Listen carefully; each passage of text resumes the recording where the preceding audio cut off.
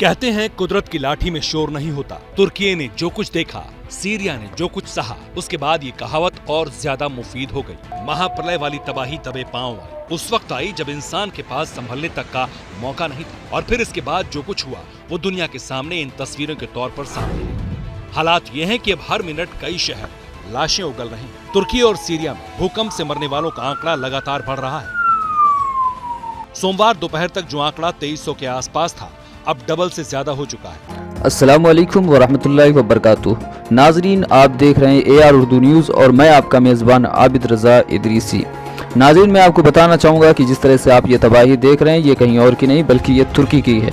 और यहाँ 2023 को बड़ा ही खतरनाक भूकंप आया है, जिसमें बताया जाता है कि 7.5 की तीव्रता के साथ ये भूकंप बड़ा ही भयानक आया और बड़ा ही डरावना भूकंप था, जहां पर लोग अपने घरों में सो रहे थे, अपने घरों में बैठे हुए थे। रात का वक्त था, कोई बाहर नहीं था, और उसके साथ साथ लोग जब बैठे हुए थे उसी वक्त में पूरी बिल्डिंगें ज़मीन के अंदर धंस गई और ज़मीन दोष हो गई। यहाँ तक कि घर, मकान, दुकान सब के सब बर्बाद हो गए। बताया जाता है कि यहाँ पर इतना ख़तरनाक भूकंप था कि इसकी जो चपेट है वो मिस्र तक पहुँच चुकी है, और बताया जाता है कि वहाँ पर भी मॉल के अंदर नुकसान हुआ है। और ये भी बताया जाता है कि यहाँ पर बहुत ज़्यादा काफ़ी नुकसान होने के साथ साथ यहाँ के तमाम लोगों की मौतें भी हुई हैं। बताया जाता है कि यहाँ पर जो मौतें हुई हैं उनका आंकड़ा फ़िलहाल तो 12,000 लगाया जाता है, लेकिन बताया जाता है कि सीरिया और दोनों को मिला करके अगर देखा जाए तो कुल मिलाकर के 40,000 लोग मौत के घाट उतर चुके हैं। और ये भी बताया जाता है कि करीब 5,000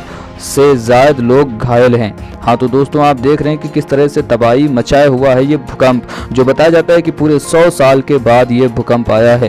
तो हमारे जो सीरिया और हमारे जो तुर्की के भाई हैं, दीनी इस्लामी भाई की, उनके लिए दुआए खैर कीजिए और अल्लाह ताला से दुआ कीजिए जो बीमार हैं उन्हें शिफा मिले, और जो उसमें शहीद हुए अल्लाह ताला उन सब की मग़फ़िरत फरमाए और उनके घर वालों को सब्र जमील अता फरमाए, और उनको रहने के लिए घर और खाने के लिए खाना, और उनकी तमाम उनके ऊपर रहमतें और बरकतें नाज़िल फरमाए।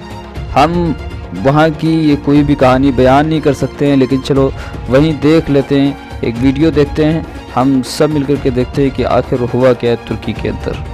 इसीलिए तुर्की और सीरिया में हजारों हजार मौत के बावजूद जिंदगी का जज्बा इस वक्त कायम है। जितना हो सकता है उतनी मदद हो रही है। कई लोग ऐसे हैं जो अपने गम भूलकर दूसरों की जिंदगी को बचाने में जुटे हुए हैं।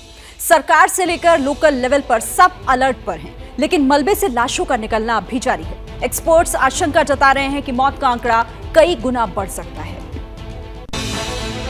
कहते हैं कुदरत की लाठी में शोर हम लोगों को इस तुर्की से जो कुछ देखा, सीरिया ने जो कुछ सहा, उसके बाद ये कहावत और ऐसा जला महाप्रलय वाली तबाही किसी के ऊपर ना करे। उस वक्त आई जब इंसान के पास संभलने तक का मौका नहीं था, और फिर इसके बाद जो कुछ हुआ वो दुनिया के पूरी जमीन हिल के तौर पर सामने आई। हालात ये हैं कि अब हर मिनट कई शहर लाशें उगल रही हैं। तुर्की और सीरिया में भूकंप से मरने वालों का आंकड़ा लगातार बढ़ रहा है।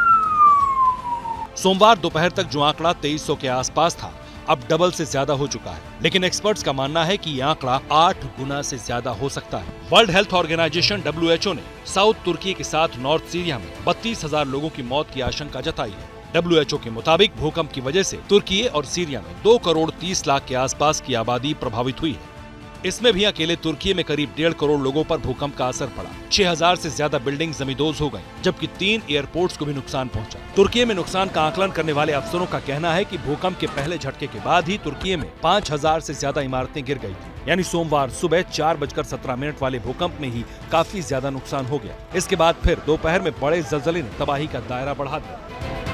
वहीं UN का मानना है कि मरने वालों की संख्या और भी बढ़ेगी, क्योंकि इस लेवल के भूकंप के बाद ऐसा होना कोई असामान्य बात नहीं। मंगलवार को पूरे दिन तुर्की से ज़लज़ले के बाद तबाही और बर्बादी की भयानक तस्वीरें सामने आती हैं। कुछ लोगों ने वो वीडियो भी पोस्ट किए जो उनकी कार वाले कैमरे में रिकॉर्ड हो गए थे। बताया जा रहा है कि तुर्की में 7.8 और 7.6 तीव्रता के जो 2 बड़े भूकंप आए थे, उसके अलावा अभी तक 276 से ज्यादा आफ्टर शॉक्स रिकॉर्ड किए गए। यानी तुर्की और सीरिया की जमीन लगातार हिल रही है। कहा यह भी जा रहा है कि जिन इलाकों में ज़लज़ला आया वो घनी आबादी वाले थे। तुर्की तो दुनिया के सबसे ज्यादा भूकंप प्रभावित इलाकों में से एक है। यहाँ ज्यादातर इमारतें पुरानी और कंक्रीट से बनी हैं, जबकि सीरिया की इमारतें भी कई साल से सिविल वॉर के दौरान हुई बमबारी और एरियल स्ट्राइक में काफी कमजोर हो चुकी थी। इसकी वजह से भूकंप का झटका नहीं झेल पाई और भरभरा कर गिर गई।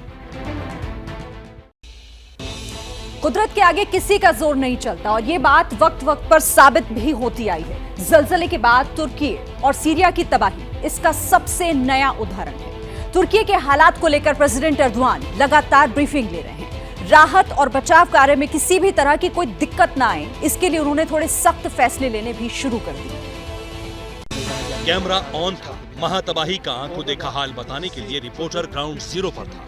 आसपास अफरा तफरी का आलम था। बेचैन आंखें अपनों को तलाश रही थी, लेकिन इसी दौरान कुछ ऐसा हुआ जिससे पूरे इलाके में हड़कंप मच गया। देखते देखते तुर्की में एक और इमारत मिट्टी के मलबे में तब्दील हो गई।